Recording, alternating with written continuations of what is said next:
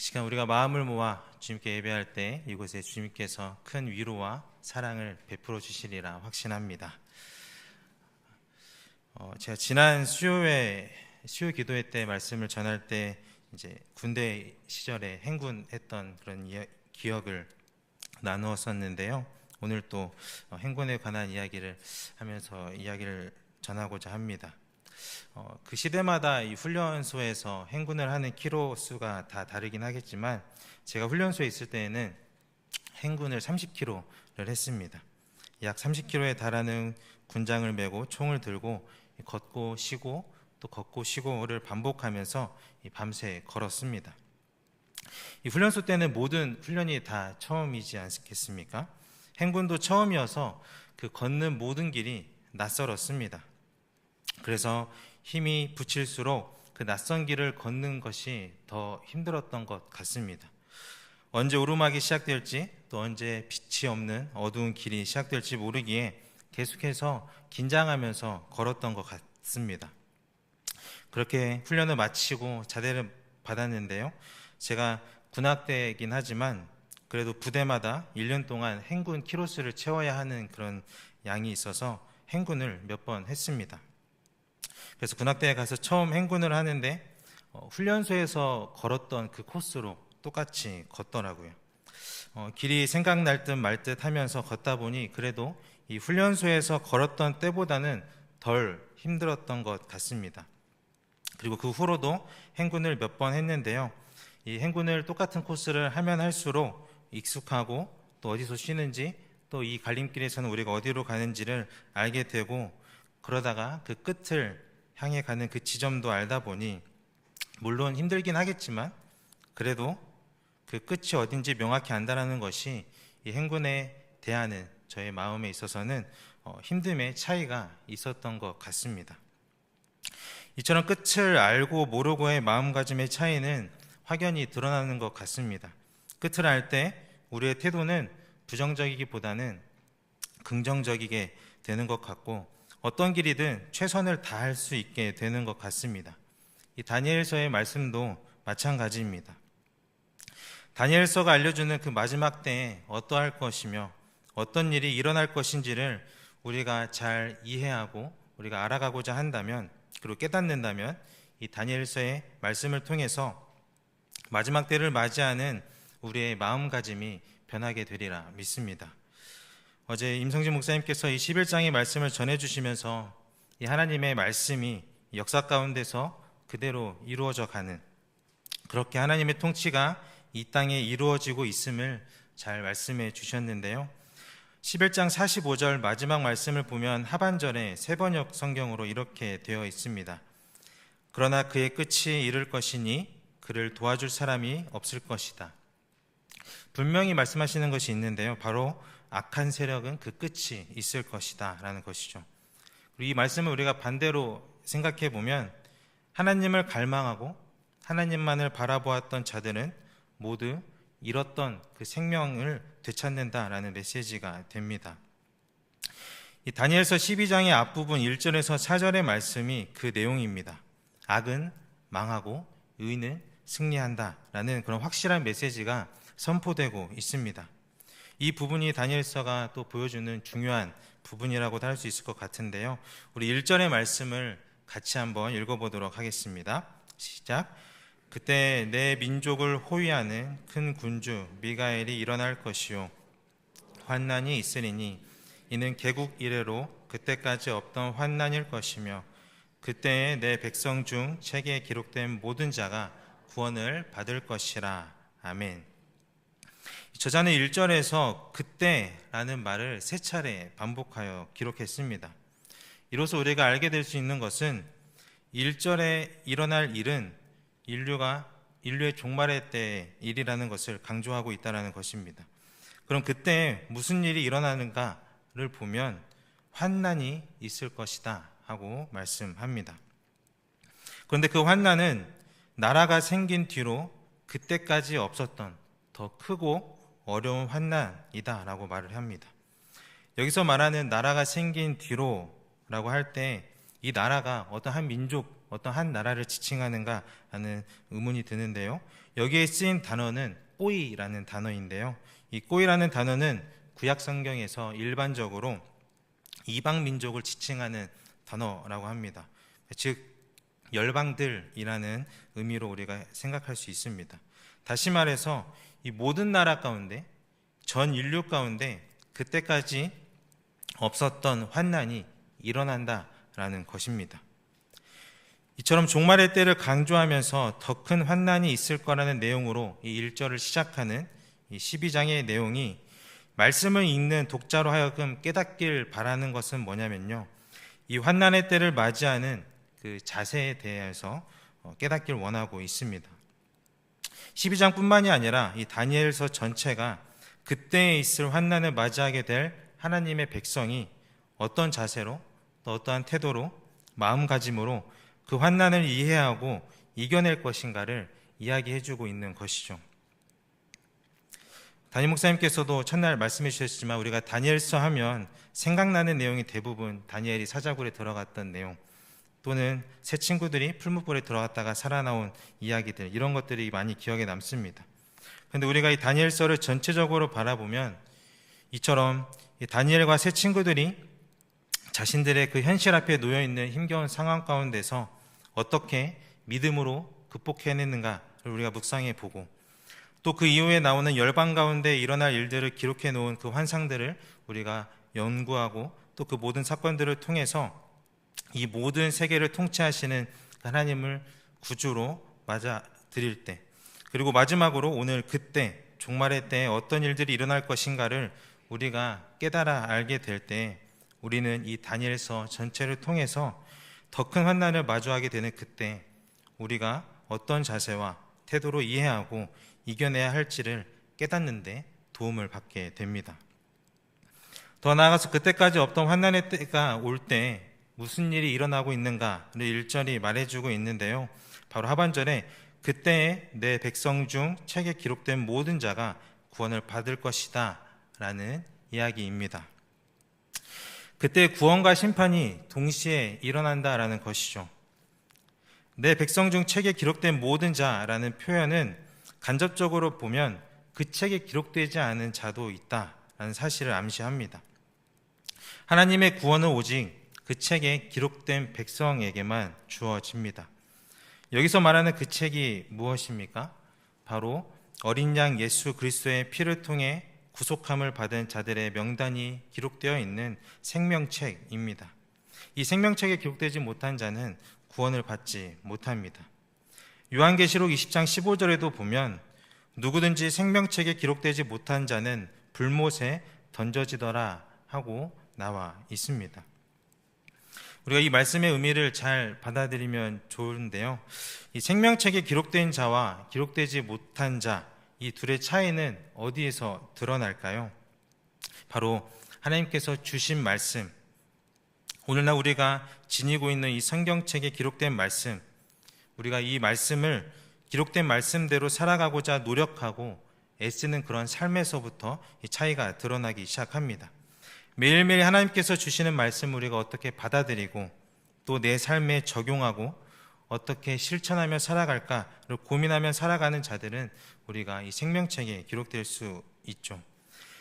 우리가 생명책에 기록되었으니 난 이제 막 살아도 돼 라는 이런 마음이 아니라, 오히려 우리가 그 생명책에 기록되는 은혜를 얻었으니 그 은혜를 베푸신 하나님과의 그 관계를 우리가 유지하기 위해서 늘 말씀 앞에 서고 하나님과 교제하고 하나님의 뜻을 이루며 살고자 노력하는 그 마음을 지니는 자들이 바로 이 생명의 책에 기록되고 그때의 구원을 받는 자들입니다. 디모데전서 4장 1절에 보면 마지막 때에 어떤 일이 일어날지에 대해서 이야기하고 있는데요, 우리 세번역 성경으로 같이 한번 읽어보겠습니다. 시작. 성령께서 환히 말씀하십니다. 마지막 때에 어떤 사람들은 믿음에서 떠나 속이는 영과 악마의 교훈을 따를 것입니다. 마지막 때에 여러 환난의 모습들이 있을 텐데 그중 가장 많이 일어날 환난은 바로 서로를 속이는 영입니다. 바로 서로를 속이고 거짓을 말하는 것이죠. 진짜와 가짜를 점점 구별할 수 없어지는 것이고, 그로 인해 사람들이 더욱 혼란스러워하고 우리의 삶은 더욱 분주해지고, 그렇기에 우리는 그 안에서 더 진리를 찾고자 노력하게 되는 것입니다. 그때 필요한 것이 무엇이겠습니까? 바로 이 진리를 확실히 깨닫도록 길잡이가 되어주는 것이죠. 하나님의 말씀입니다. 그 말씀을 우리가 얼마나 잘 받아들이는가, 바르게 이해하고 그 말씀대로 살아내고 있는가 하는 것이 이 마지막 때의 구원을 받는 하나님의 자녀됨의 기준이 됩니다. 말씀 앞에서 이러한 태도를 지니고 살아가는 사람이 어떤 존재인가 하는 것을 3절 말씀이 이야기해주고 있는데, 우리 같이 한번 3절도 읽어보도록 하겠습니다. 시작. 지혜 있는 자는 궁창의 빛과 같이 빛날 것이요, 많은 사람을 옳은 대로 돌아오게 한 자는 별과 같이 영원토록 빛나리라. 아멘. 하나님의 말씀을 통하여 지혜를 얻은 자는 이 땅 가운데서 빛과 같이 빛날 것이다 하고 말씀하십니다. 마지막 날이 가까워질수록 이 세상은 혼란스러워지고 분주해지고 힘겨워지겠지만, 그 속에서 말씀을 의지함으로 지혜롭게 살아내는 자, 진리의 말씀을 선포하고 살아내는 자는 그 세상 가운데 빛을 비추이는 존재가 되는 것입니다. 그 빛을 통하여 많은 사람들을 하나님께로 돌아오게 한 자는 그 어떤 복과도 비교할 수 없는 복을 누리게 되죠. 바로 말씀과 같이 이 별과 같이 영원토록 빛나게 되는 복입니다. 그런데 사실 우리가 밤에 밖에 나가서 하늘을 바라보면 우리가 별을 발견하기가 쉽지 않습니다. 청년부 수련회를 상주 사무엘동산으로 다녀왔었는데요. 이 상주에서는 별이 잘 보이더라고요. 하지만 우리가 이 자연에서 벗어나고 또 사람이 많고 사람이 만들어낸 빛이 가득한 이 도시 속에서는 하늘의 별빛을 발견하기가 쉽지 않습니다. 별이 아무리 빛을 밝게 빛내고 있어도 그 주변이 어둡지 않으면 그 빛을 보기가 어렵습니다. 제가 온라인에서 본 글이 있어서 소개해 드리려고 하는데요. 형제 동화작가로 활동하고 있는 전희수, 전우태 형제 작가 중에 이 전우태 작가의 글입니다. 제목은 별인데요. 제가 읽어드리도록 하겠습니다.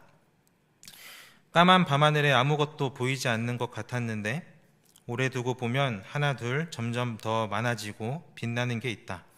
눈에 잘 띄지 않지만 오래도록 바라보고 있으면 조금씩 나의 눈도 빛난다.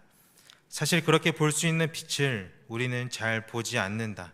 왜냐하면 오래 걸리고 힘들기 때문이다. 어둡고 아무것도 보이지 않을 것 같은 절망 속에서는 세상이 깜깜해 보인다고 한다. 하지만 그런 깜깜한 밤하늘에도 이토록 힘들고 오래 걸려도 계속 바라보다 보면 반짝이는 무언가가 보일 거라고 나는 믿는다. 그 빛은 발견되는 순간 점점 더 많아지고 밝아질 것이다. 우리가 내미는 따뜻한 손 하나하나가 그 빛을 만들어낼 수 있다고 생각한다. 나는 세상 사람들이 힘들고 오래 걸리더라도 선행의 빛을 중요하게 생각했으면 좋겠다. 한 사람 한 사람이 밝은 별이 되면 좋겠다. 밝은 세상이 되면 좋겠다. 우리가 까만 밤하늘을 처음에 보면 아무것도 보이지 않지만 우리가 오래도록 바라보고 있다 보면 작은 별들이 하나씩 하나씩 보이게 되죠. 그 별을 보고 있노라면 어느새 나의 눈 또한 빛나고 있음을 깨닫게 됩니다. 3절의 말씀과 같이 우리가 하나님의 자녀로서 이 땅에 궁창의 빛과 같이 빛나는 삶을 살더라도 이 세상이 너무 혼란스러워서 그 빛을 보이지 못할 때가 많습니다. 그러나 그럼에도 불구하고 우리가 더욱 신실하게 그 빛을 내며 이 땅에 서 있을 때 비로소 하나 둘씩 그 빛이 드러나리라 저는 믿습니다. 비록 오랜 시간이 걸리고 힘들더라도 그 빛을 내기 위해서 우리가 말씀을 더욱 붙잡고 살아갈 때 그때 우리의 빛은 주님의 일하심으로 말미암아 더욱 퍼져나갈 것이고 이 땅에 더 큰 진리의 말씀을 선포하도록 하셔서 많은 이들이 올바른 길로 인도되리라 확신합니다. 그리고 한 가지 더, 우리가 이 혼란스러운 마지막 때에 하나님의 자녀로서 행하여야 할 것이 있는데요. 우리 4절의 말씀을 새번역 성경으로 같이 읽어보겠습니다. 4절 말씀입니다. 시작. 그러나 너 다니엘아, 마지막 때까지 이 말씀을 은밀히 간직하고 이 책을 봉하여 두어라. 많은 사람이 이러한 지식을 얻으려고 왔다 갔다 할 것이다. 아멘. 9절 말씀에도 비슷한 말씀이 있는데요. 그가 말하였다. 다니엘아, 가거라. 이 말씀은 마지막이 올 때까지 은밀하게 간직되고 감추어질 것이다. 가브리엘 천사는 다니엘에게 그 마지막 때까지 이 말씀을 은밀히 간직하고 봉함에 둘 것을 명령합니다. 이 본문에 말하는 이 마지막 때까지 해당하는 원어 아드 에트 캐츠는 사실상 이 다니엘서의 모든 예언들이 성취될 때를 지칭한다라고 볼 수 있습니다. 그때까지 이 말씀을 간직하고 봉함하라는 것이죠. 이 간수하라는 의미로 사용된 세톰의 원형인 사탐이란 단어는 어원상 우물의 입구 등을 막거나 메운다라는 의미를 나타낼 때 사용하는 단어입니다. 또 봉함하라라는 의미로 사용된 하톰의 원형인 하탐이란 단어는 무언가를 임봉하거나 밀폐하는 행위를 의미합니다. 예레미야서를 볼 때 예레미야가 사촌 하나멜로부터 땅을 사고 계약을 체결했을 때 그 두 사람이 계약서 2장을 기록하고 임봉하여 안전하게 보관하도록 했을 때 그때 쓰였던 단어입니다. 그리고 그 봉했던 그 문서가 후대에 발견되어 이 예레미야가 밭을 사들인 그 행위가 결코 헛되지 않았다라는 것이 많은 사람들에게 깨달아 알아지도록 했었죠. 그와 마찬가지입니다. 하나님께서 천사를 통해 다니엘에게 이와 같은 명령을 주신 그 이유는 마지막 때를 살아가는 하나님의 신실한 자녀들에게 꼭 필요한 말씀이기 때문입니다. 이런 측면에서 간수하라는 명령과 봉함하라는 그 명령은 그것을 아무도 모르게 숨기고 비밀로 지키라는 그런 의미가 아닙니다. 우리가 우물을 파고 우물을 열어두지 않고 그 입구를 잘 막아두는 이유가 무엇입니까? 이물질이 들어가지 않도록 우리가 막는 것이죠. 우리가 애써 얻은 이 물이 계속해서 깨끗할 수 있도록 순전하도록 그렇게 막아두는 것입니다. 그래야 그 우물가를 지나는 또 어떤 사람들이 거기로부터 깨끗한 물을 얻어 마시고 생명을 얻을 수 있기 때문입니다. 천사가 다니엘에게 말씀을 간수하고 봉함하라는 의미 또한 마찬가지입니다. 아무도 모르게 숨기고 비밀리에 지켜가라 하는 것이 아니라 사람들이 함부로 그 말씀을 도용하거나 원본의 의미를 왜곡시키지 못하도록 잘 간직하고 보관하라는 의미이죠. 우리가 이 특세를 통하여서 묵상하고 있는 다니엘서뿐만 아니라 더 넓게는 이 성경 66권 전체를 잘 간직하고 그 누구도 그 하나님의 말씀에 그릇된 지식을 더하거나 섞거나 오용하지 못하도록 그 말씀의 가치를 잘 유지하면서 하나님의 말씀이 필요한 이들에게 계속해서 잘 퍼져나갈 수 있도록, 그래서 그들의 삶이 변화되는 그들에게 생수가 될 수 있도록 말씀을 잘 지키고 간직하라는 의미입니다. 그렇게 오늘날 우리의 삶 속에서도 이 명령이 지켜져야 합니다. 하나님의 말씀을 우리의 삶 가운데로 잘 간직하고 봉함해야 합니다. 우리가 이 삶으로 말씀을 품고 변질되지 않도록 그 가치를 잘 유지하면서 그 말씀을 필요로 하는 이들에게 올바르게 전해 주어야 합니다.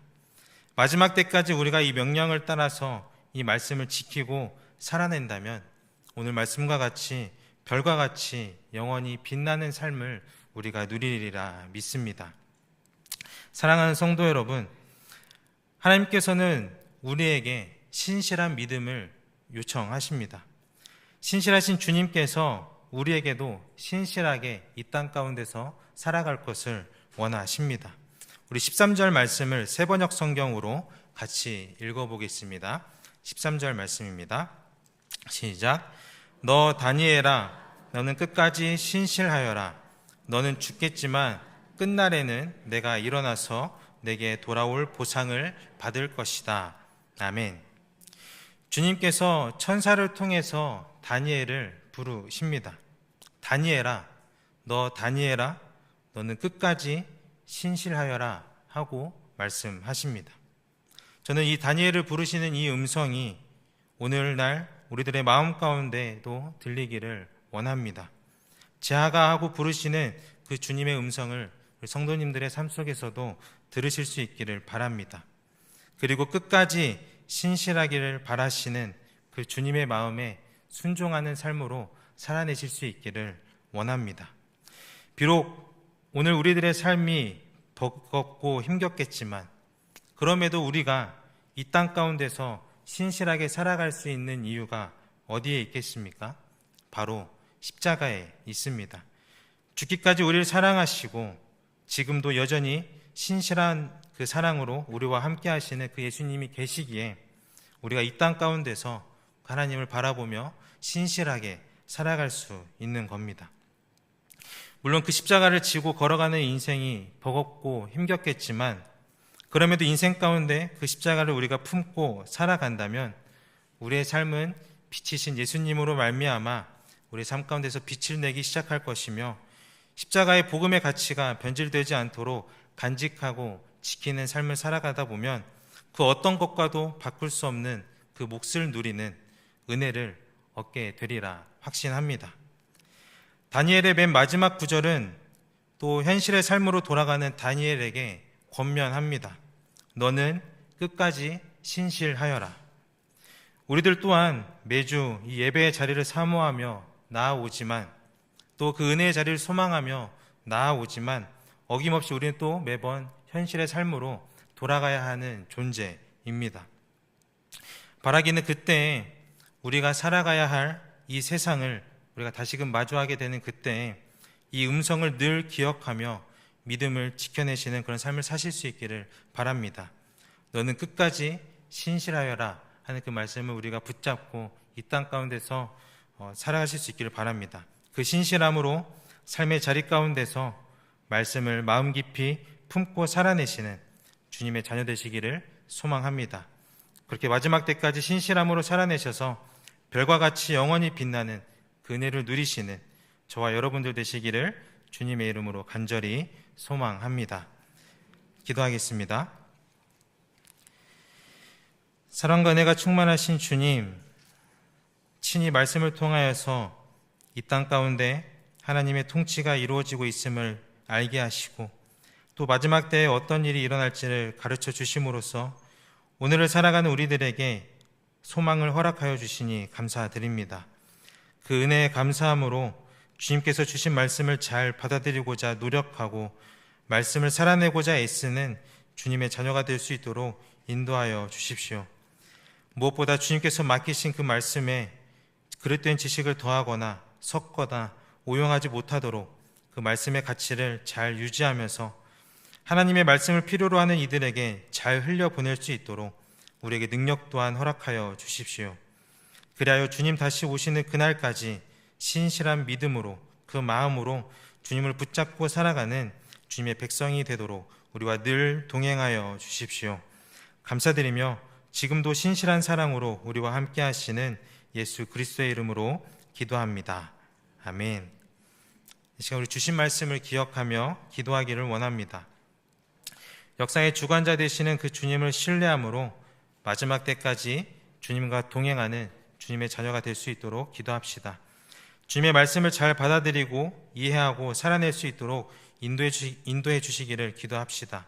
무엇보다 주님이 맡기신 이 말씀의 가치가 훼손되지 않도록 잘 간직하고 봉함하여서 우리가 매일의 삶 가운데서 마주하는 사람들에게 그 말씀을 필요로 하는 이들에게 그 말씀을 온전히 흘려보낼 수 있는 주님의 백성이 되도록 그리하여 별과 같이 영원히 빛나는 주님의 자녀가 될 수 있도록 인도해달라고 기도합시다.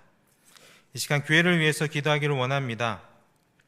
주님이 세우신 이 교회가 어두운 세상 가운데서 궁창의 빛과 같이 빛나는 교회 될 수 있도록 기도합시다. 그리하여 이 교회를 통하여서 많은 이들이 희망을 찾고 소망을 누리며 살아가는 은혜가 이곳에 있을 수 있도록 기도합시다. 교회에서 진행되는 프로그램들을 위해서 기도하길 원합니다. 다락방이 시작되고 예수제자학교, 쉐마학교, 푸른학교, 또 찬양예배자학교 등이 시작됩니다. 이 모든 프로그램들을 통하여서 신앙을 회복하고 하나님을 알아가는 기쁨이 있을 수 있도록, 무엇보다 이 땅의 빛으로 살아가는 주님의 제자로 거듭나는 시간이 될 수 있도록 기도합시다. 더불어 청빙위원회를 위해서 기도하기를 소망합니다. 주님의 뜻을 구하며 새로운 목사님을 모시는 과정 가운데 우리 교회가 더 하나 되고 은혜가 넘치는 시간이 될 수 있도록, 그리고 무엇보다 온 교회가 함께 기도함으로 겸손히 준비하게 하시고 이로써 더욱 빛이 나는 공동체가 될 수 있도록 인도해 달라고 기도합시다. 이 시간 아픔을 겪고 있는 이들을 위해서 기도하기를 원합니다. 우리 교회 공동체 가운데 몸의 질병으로 또 마음의 아픔으로 그런 고통을 받고 있는 이들을 기억하고 함께 중보합시다. 그들의 삶의 자리가 힘겹고 버겁겠지만 그때 주님의 마음을 더욱 알아가고 주님과 가까워지는 은혜의 시간이 될 수 있도록 기도합시다. 또한 그들을 돌보는 가정을 위해서도 기도할 때 지치지 않을 능력을 허락하셔서 영육 간의 강건함으로 잘 이 어려운 시기를 이겨내갈 수 있도록 우리가 함께 기도합시다. 이 나라 이 민족을 위해서 기도하기를 원합니다. 무엇보다 하나님의 통치가 이루어지는 나라가 되기를 소망합시다. 나라 곳곳에서 리더십을 발휘해야 하는 이들이 무엇보다 자신의 생각과 계획과 뜻을 내려놓고 하나님의 말씀을 받아들이고 하나님의 통치 가운데 이 땅 가운데서 맡은 바 사명을 다할 수 있도록 우리가 기도합시다. 그리고 다음 세대 아이들이 이 세상 가운데서 경쟁과 분열을 경험하기보다는 주님이 주시는 그 성령 안에서 하나 되어져가는 기쁨을 누릴 수 있도록 기도합시다. 그렇게 복음에 대한 확신을 가져서 이 세상에 끌려가는 것이 아니라 세상을 변화시킬 수 있는 궁창의 빛과 같이 이 땅 가운데서 빛으로 살아갈 수 있는 자녀들이 될 수 있도록 기도합시다. 마지막으로 세계와 열방을 위해 기도하길 원합니다. 토요일은 중앙아시아의 김요셉, 김마리아 선교사님을 위해서 기도합니다. 통합적 치유 세미나를 통하여서 성도들이 건강해지고 교회가 강건해져서 무슬림들이 질병을 통하여서 복음에 반응할 수 있도록 기도 부탁하셨습니다. 또한 카이로스 이동신학교가 건강한 교리와 성경 교육을 기반으로 실제적인 교육을 이루어낼 수 있도록 기도합시다. 요즘 우즈베키스탄에 부흥의 기운이 있는데 이 카이로스 신학교가 그 촉매가 될 수 있도록 기도 부탁하셨습니다.